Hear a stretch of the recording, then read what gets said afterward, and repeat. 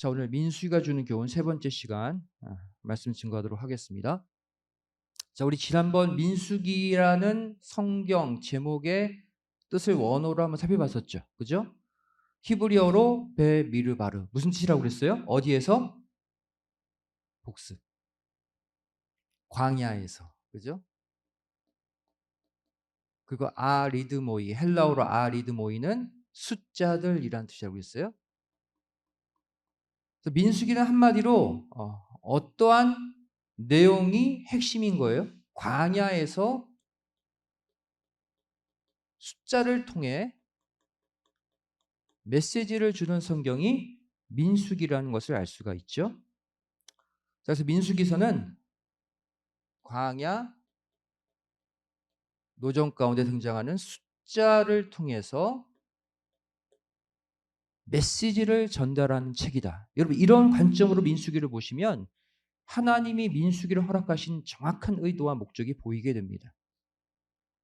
자, 우리가 하나님의 광야교회 보호하심의 역사를 종합적으로 기록한 구절이 의외로 느헤미야가 기록했어요. 느헤미야 9장 19절부터 21절 말씀 보시면 하나님이 광야 노정의 보호하심의 역사를 표현하고 있는데, 이것은 오늘날 광야 교회를 우리가 생활하고 있는 오늘날 우리 성도들에게 일어날 하나님의 보호하심의 역사죠. 우리가 이것을 믿을 때 우리 삶에, 우리의 교회 생활에 이 역사가 동일하게 일어나는 거예요. 근데 광야 노정 가운데 하나님의 보호하심의 역사의 공통점은 바로 뭐예요? 모두가 인간이 생각지 못하는 기적적인 방법으로 보호해 주셨던 것을 알 수 있죠. 오늘날 우리가 교회 생활하면서 왜 실망, 낙심, 좌절하냐면 우리가 기대한 대로 하나님이 역사하실 것만 생각하기 때문이에요. 그러면 좌절해요. 왜? 하나님은 우리가 기대하는 이 땅의 방법, 우리의 상식을 통해 상식을 통해 우리를 보호하시고 축복하시는 하나님이 아니시기 때문이에요. 우리가 생각지 못한 방법으로 채워주고 계시고 이미 축복해주고 계시다는 이 민수기의 교훈을 우리가 깨닫게 되면, 하나님이 나에게 내가 생각지 못한 이러한 방법으로 지금 인도하고 계시는구나가 보여요. 그리고 하나님이 주시는 축복의 역사가 보여요. 그러면 날마다 감사 가운데 우리가 광야 교회 생활을 할 수가 있습니다. 자, 느헤미야는 첫 번째 무엇을 말씀하고 있습니까? 바로 과거 광야 노정 가운데 구름 기둥 불 기둥의 인도하심을 말씀하고 있죠. 느헤미야 9장 19절 말씀 함께 읽겠습니다. 시작. 주께서는 연하여 긍휼을 베푸사 저희를 광야에 버리지 아니하시고 낮에는 구름 기둥으로 길을 인도하시며 밤에는 불 기둥으로 그 행할 길을 비추사 떠나게 아니하셨사오며. 그죠? 자, 낮에 구름 기둥, 근데 밤에는 불 기둥으로 그 행할 길을 비춰주셨다. 다시 말해 이것은 바로 뭐예요? 야간 행군이 있었다는 얘기죠. 야간 행군 시 불기둥으로 길을 비춰주셔서 사고당하지 않게 안전하게 인도해 주셨다. 그 얘기입니다.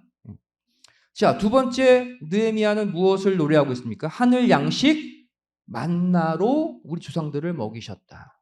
또 반석에서 터진 물을 언급하고 있죠. 느헤미야 9장 20절 읽겠습니다. 시작. 또 주의 선한 신을 주사 저희를 가르치시며 주의 만나로 저희 입에 끊어지지 않게 하시고 저의 목마름을 인하여 물을 주시사. 그죠? 모든 것이 기적적인 방법이에요. 광야 가운데 이 땅의 양식이 아니라 하늘 양식 만나로 먹이셨고, 또 광야에 원래 물이 없는데 반석을 변하여, 차도를 변하여 물로 만들어서 기적적인 방법으로 목마름을 해결해 주셨다는 얘기예요. 여기 보시면 만나를 가리켜 주의 만나 그랬죠. 무엇을 가리킵니까? 만나의 출처는 이 땅이 아니라 하나님이라는 사실이죠. 하나님이 주신 양식, 하나님이 주신 물로 오늘날 우리도 살게 하신다는 거예요. 자, 결국 느헤미야는 어떻게 광야 노정을 정리하고 있습니까? 40년간 조금도 부족함이 없도록 기적적인 방법으로 이스라엘 백성들을 인도해 주셨음을 말씀하고 있죠. 느헤미야 9장 21절 읽겠습니다. 시작. 40년 동안을 들에서 기르시되 결핍함이 없게 하심으로 그 옷이 헤어지지 아니하였고 발이 부르지 아니하였사오며. 기적적인 방법이에요.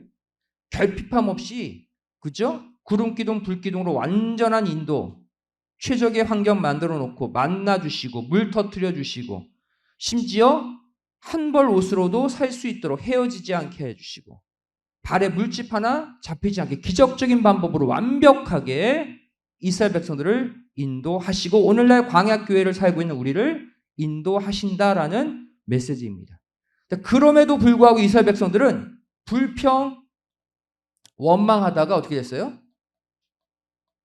여호수아 갈렙 빼고 다 광야에서 죽임을 당하고 말았다는 사실, 바로 이것이 광야 노정, 민수기의 교훈이죠. 그러니까 우리의 교회 생활, 광야 노정 생활도 우리가 이것만 와치하면 돼요. 우리가 생각지 못한 방법으로 하나님은 다 주시기 때문에 불평, 원망, 불신만 하지 않으면 돼요. 그것만 하지 않으면 40년 광야 노정, 오늘날 교회 생활 통과할 수 있어요. 가나안 천국 들어갈 수 있어요. 그것만 하면 되는데 왜? 하나님 다 채워주시거든요. 그러니까 내가 기대하는 방식으로 오지 않는다 할지라도 낙심하지 마시고 채워주고 계심을 믿고 감사, 만족하면 반드시 우리의 광야 노정도 통과가 되는 거예요. 자, 세 번째, 민수기가 주는 세 번째 교훈이 무엇입니까? 심지어 이번에는 언약궤가 3일 앞서 이들의 쉴 곳을 찾아 주었다는. 그럼 잘 보세요. 광야 노정, 이스라엘 백성들이 걸었던 광야는 절대 인간이 버틸 수 없는 황무지인데 하나님이 지금 2중, 3중으로 계속해서 바로 뭐예요? 이스라엘 백성들이 완벽하게 최적의 길을 걸을 수 있도록 2중, 3중 조치를 해 주셨다, 그 얘기를 하는 거예요. 구름기둥, 불기둥, 만나, 반석의 물, 이것만 해도 감사한데 언약궤까지 나서서 이들의 3일 길을 앞서 이들이 가야 할 곳을 다 찾아서 인도해 주셨다는 거예요. 자, 민수기 10장 33절 읽겠습니다. 시작. 그들이 여호와의 산에서 떠나 3일 길을 행할 때에 여호와의 언약궤가 그 3일 길에 앞서 행하며 그들의 쉴 곳을 찾았고, 구름기둥, 불기둥뿐 아니라 언약궤까지 나섰어요. 여러분, 언약궤는 하나님의 임재의 상징이죠. 하나님의 말씀의 인도하심을 말합니다. 하나님의 법궤가 하룻길만 앞서 이들의 갈 곳을 찾아 주어도 절대 이들은 죽지 않을 수 있었어요. 하룻길만 앞서 행하셔도 이들은 죽지 않습니다. 하물며 하룻길이 아니라 3일길 앞서서 이들의 다음 진칠 곳, 쉴 곳을 찾아주셨기 때문에 한마디로 이들은 절대 뭐 하면 안 되었어요? 죽으면 안 되었다. 이게 핵심이에요.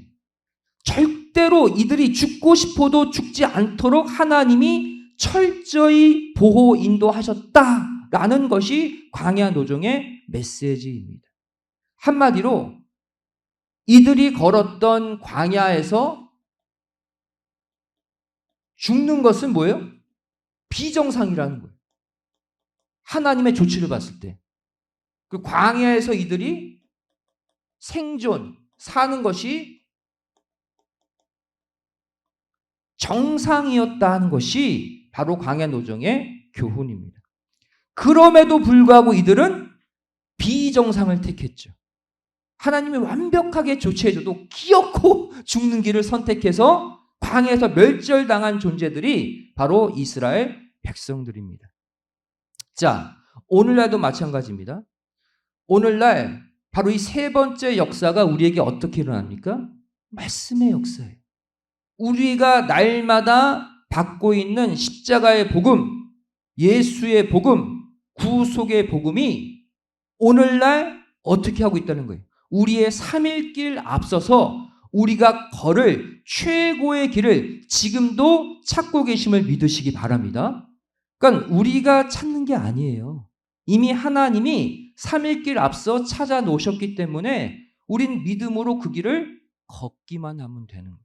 그러니까 이 광야 노정의 교훈만 깨달으면 현재 우리의 교회 생활, 세상 생활은 아무런 부담이 없게 되는 거예요. 언약의 말씀이 오늘 하루뿐만이 아니라 이 말씀을 받고 있는 이 말씀이 내일도 모레에도 3일치를 안전하게 평탄하게 지금 이미 만들어 놓으셨음을 믿으시기 바랍니다. 이게 바로 뭐예요? 우리에게 일어나는 광야 교회 노정의 역사예요. 말씀을 그래서 우리는 부지런히 읽고 부지런히 배우고 부지런히 들어야 돼요. 그 말씀이 3일길 앞서서 나의 직장생활, 가정생활, 이 땅의 생활을 다 안전하게 조치해 놓고 우리를 인도하고 계신다. 자, 우리 또 새로운 내용 하나 배워보도록 하겠습니다. 이 광야 노정을 보시면 이스라엘 백성들을 인도하시는 인도하심의 주체가 변하고 있는 것을 볼 수 있어요.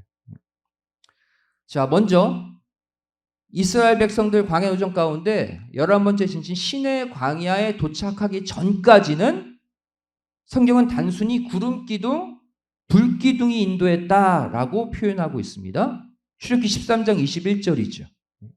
시내 광야 전까지는 낮에는 구름기둥, 밤에는 불기둥으로 인도하셨다라고만 나옵니다. 즉 구름기둥, 불기둥이 구체적으로 어디서 떠오르고 어디서 내려앉았는지의 그 구체적인 장소는 기록해 놓고 있지 않아요. 그런데 시내 광야에 도착한 후, 왜 시내 광야가 중요합니까? 시내 광야 이전과 이후가 뭐가 달라요?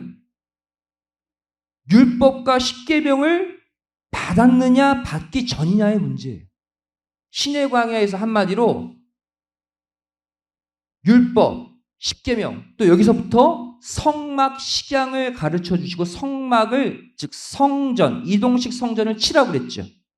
이 계시를 주신 이후부터는 구름기둥, 불기둥이 이제 구체적으로 성막 위에서 떠오르고 멈췄다라고 성막이 떠오르고 멈춘 장소를 구체적으로 언급하고 있는 것을 볼 수가 있어요. 자, 민수기 9장 15절 함께 읽겠습니다. 시작. 성막을 세운 날에, 여기 화면 보세요. 화면에만 나옵니다. 성막을 세운 날에 구름이 성막 곧 증거막을 덮었고 저녁이 되면 성막 위에 불 모양 같은 것이 나타나서 아침까지 이르렀으되 그랬죠. 자, 성막을 세운 날부터입니다. 시내 광야 이후부터예요. 이제 구름 기둥이 성막, 증거막을 덮고, 그죠? 성막 위에 불 모양 같은 것이 나타났어요. 이게 바로 뭐예요? 불기둥이죠. 구름기둥, 불기둥이 성막을 세운 이후부터는 어디에서? 성막 위에서 머물렀다는, 성막 위에서 뜨고 성막 위에서 멈췄다는, 내려앉았다는. 민수기 9장 17절도 읽겠습니다. 시작. 구름이 성막에서 떠오르는 때에는 이스라엘 자손이 곧 진행하였고 구름이 머무는 곳에 이스라엘 자손이 진을 쳤으니, 그죠? 구름기둥, 불기둥이 떠오르면 행진하고 내려앉으면 거기 머물렀잖아요. 근데 성막, 즉 십계명, 율법 받은 신의 광야 이후부터는 성막 위에서 구름기둥이 떠오르면 진행했어요. 그리고 여기 생략됐지만 바로 성막 위에 있는 구름이 성막 위에 머무를 때 그곳에 진을 쳤다. 점점 바로 뭐예요? 이스라엘 백성들의 행진, 구름기둥, 불기둥의 행진이 이제는 바로 성막을 중심으로 이루어지고 있는 것을 볼 수가 있죠. 자, 그리고 이후 보시면 성경은 이 이스라엘 백성들의 인도하심의 주체를 이번에는 언약궤로 또 바꾸어서 표현하고 있습니다. 아까 성막, 그런데 이번엔 언약궤를 중심으로 인도하심의 역사를 표현하고 있어요. 민수기 10장 11절 읽겠습니다. 시작. 제2년 2월 20일에 구름이 증거막에서 떠오르매, 성막이라는 표현 대신 증거막이라는 표현을 쓰고 있습니다. 증거막은 바로 뭐예요? 증거궤, 법궤, 언약궤. 그 법궤가 있는 천막이라는 뜻이죠.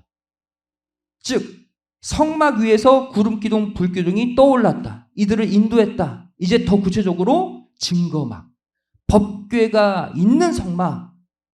그래서 결국 바로 뭐예요? 구름기둥, 불기둥의 인도하심의 핵심 장소가 법궤라는 것을 구체적으로 말씀해 주고 있습니다. 성막 안에 법궤가 구름기둥, 불기둥 인도하심의 핵심이라는 사실이에요. 자, 민수기 10장 33절 말씀 화면 우리 보겠습니다. 읽겠습니다. 시작. 그들이 여호와의 산에서 떠나 3일길을 행할 때 여호와의 언약궤가 그 3일길에 앞서 행하며 그들의 쉴 곳을 찾았고. 이해되시죠? 원래 구름기둥 불기둥이 계속 있었어요. 구름기둥 불기둥이 이들을 인도하고 있어요. 그런데 신예강의 이후부터는 이제는 언약궤가 나서서 3일길 앞서 그들의 쉴 곳을 찾았다. 그리고 그 언약궤를 중심으로 한 성막에서 구름기둥 불기둥이 떠오르고 멈췄다. 자, 민수기 10장 35절 36절도 함께 읽겠습니다. 시작. 궤가 떠날 때에는 모세가 가로되 여호와여 일어나사 주의 대적들을 흩으시고 주를 미워하는 자로 주의 앞에서 도망하게 하소서 하였고, 궤가 쉴 때에는 가로되 여호와여 이스라엘 10,000만인에게로 돌아오소서 하였더라. 자, 이전에는 뭐였어요? 신의 관계 전에는 구름 기둥이 떠오를 때 그 얘기예요. 또 구름 기둥이 쉴 때, 원래 이 역사인데 이제는 구름 기둥, 불 기둥이라는 단어가 아예 사라지고 언약궤로 아예 단어가 교체되어 버렸죠. 언약궤가 떠날 때 이들이 행진했고, 언약궤가 멈추고 쉴 때에 이들이 장막을 쳤다. 진을 쳤다. 자, 이 역사는 오늘날 광야 교회 생활을 하고 있는 우리의 역사로 한번 우리가 빗대어서 보도록 하겠습니다. 이것은 무엇을 가리켜요?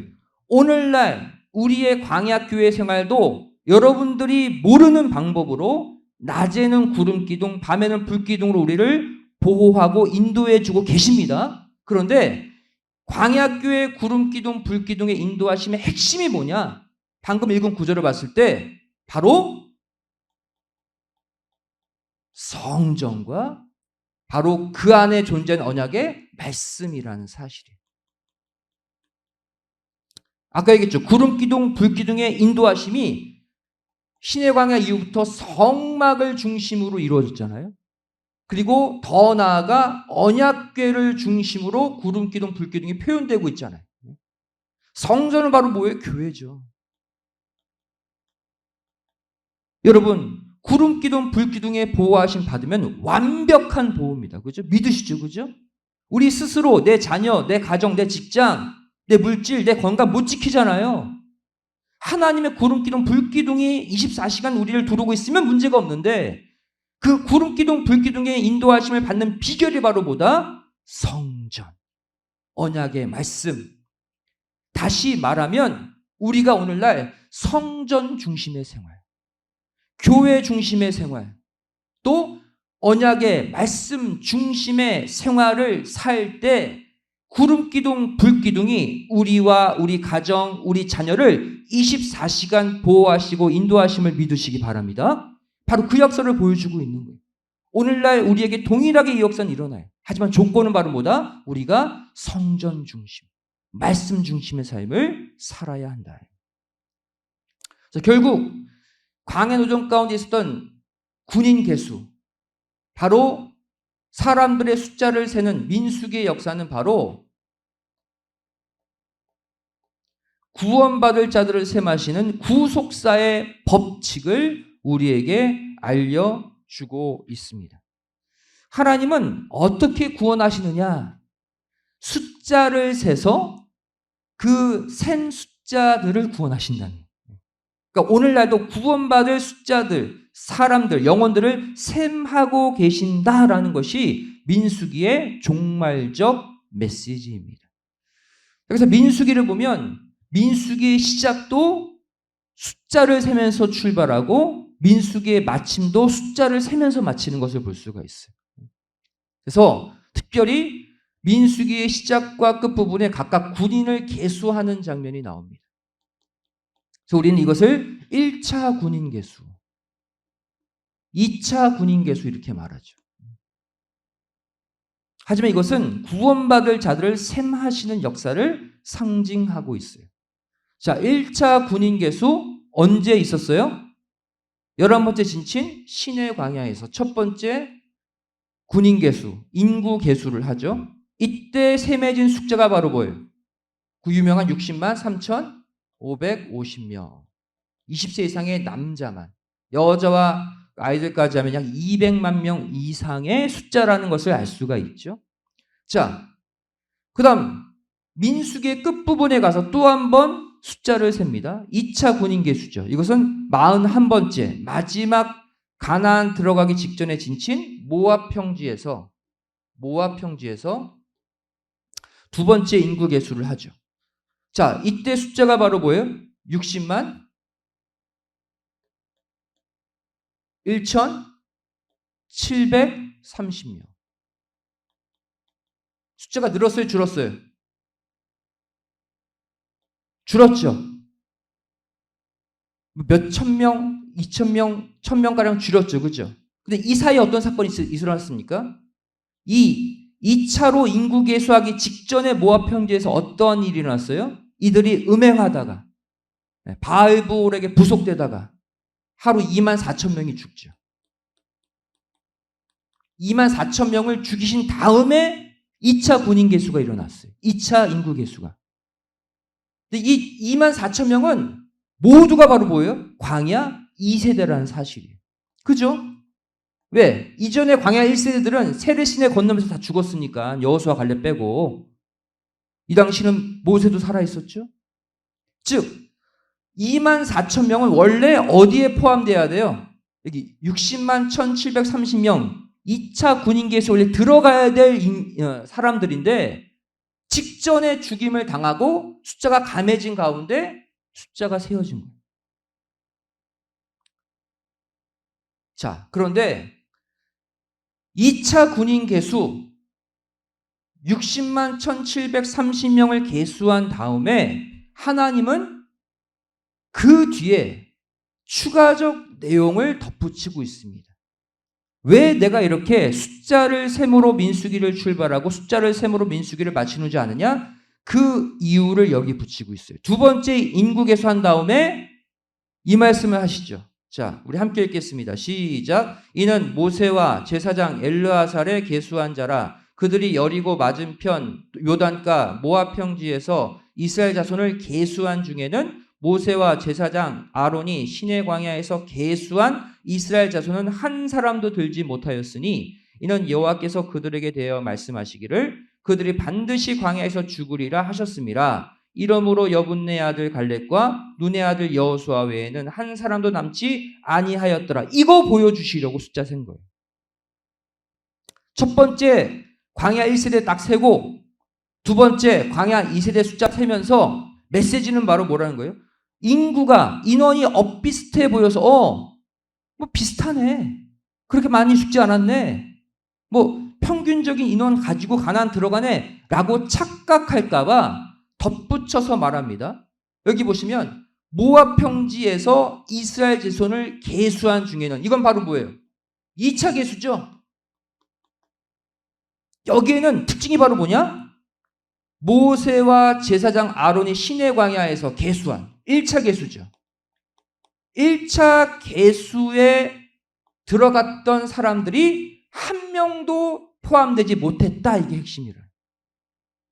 숫자가 엇비슷해 보여도 광야 1세대들이 이때 숫자 3만 사람들이 가나안 들어가기로 작정된 사람들이에요. 죽으면 안 된 자들이었다는 거예요. 그런데 죽었다.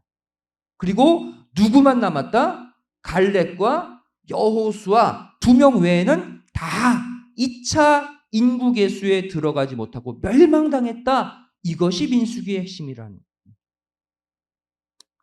이것이 바로 민수기, 바로 광야에서의 숫자들의 핵심 메시지입니다. 하나님을 믿고 광야 노정, 광야 교회 생활 출발하면 다 천국 가야 된다는 거예요. 한마디로. 다 천국 갈 수 있도록 구름기둥, 불기둥, 만나, 메추라기, 반석의 물, 기적적인 방법으로 다 서포트해 주고 계시다는 거예요. 그럼에도 불구하고 못 들어간다. 무엇 때문에? 너희들의 불신, 너희들의 불평, 너희들의 원망 때문에. 오늘날 우리에게 주는 교훈이에요. 마지막 종말에도 민수기의 역사가 일어납니다. 민수기의 역사란 뭐예요, 이제? 숫자를 세는 역사가 마지막에도 일어나요.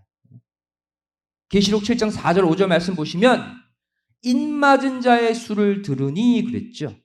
입맞은 자만, 이 전후 문맥 보시면 입맞은, 하나님의 입맞은 자들만 심판을 면하고 구원받거든요. 근데 이스라엘 자손 각 지파 중에서 입맞은 자들이 14만 4천이다 그랬어요. 이스라엘 자손, 여기서 이라함은 육신적 유대인들을 말하는 게 아니라 영적 이스라엘 자손을 말해요. 오늘날 모든 믿는 자들, 모든 성도들을 말합니다. 영적 이스라엘 자손 포함 14만 4천이 숫자가 정해져 있다는 거예요. 유다 지파 전체 가운데 1만 2천만 셈하겠다. 루벤 지파 가운데 1만 2천만, 갓 지파 가운데 1만 2천만, 1만 2천씩 뽑아서 이스라엘 12지파 전체 가운데 14만 4천만 하나님의 인을 맞고 마지막 심판을 피한다. 뭘 얘기하고 있어요? 마지막 때 이 지파 전체, 모든 믿는 자들 전체가 다 가나안 천국에 들어가지 못한다는 거예요. 누구만? 인맞은 자들만. 하나님이 1만 2천, 1만 2천 셈한 자들만 들어간다. 마지막 때도 민수기의 역사가 똑같이 일어난다. 그래서 하나님 마지막 때 민수기의 역사를 다시 일으키시는데 로마서 9장 27절, 28절의 역사로 일으킵니다. 우리 마지막 구절 함께 읽겠습니다. 시작. 또 이사야가 이스라엘에 관하여 외치되 이스라엘 뭇 자손의 수가 비록 바다의 모래 같을지라도 남은 자만 구원을 얻으리니 주께서 땅 위에서 그 말씀을 이루사 필하시고 끝내 시리라. 말씀이 최종 완성되는 성취의 역사가 뭐로 표현되어 있어요? 이스라엘, 영적 이스라엘, 육적 이스라엘 모든 자들 다 구원받는 게 아니라 남은 자들만. 하나님이 카운트하셔서 그들을 구원하심으로 이 땅이 끝나게 되어 있다. 민수기의 교훈은 종말적 교훈입니다.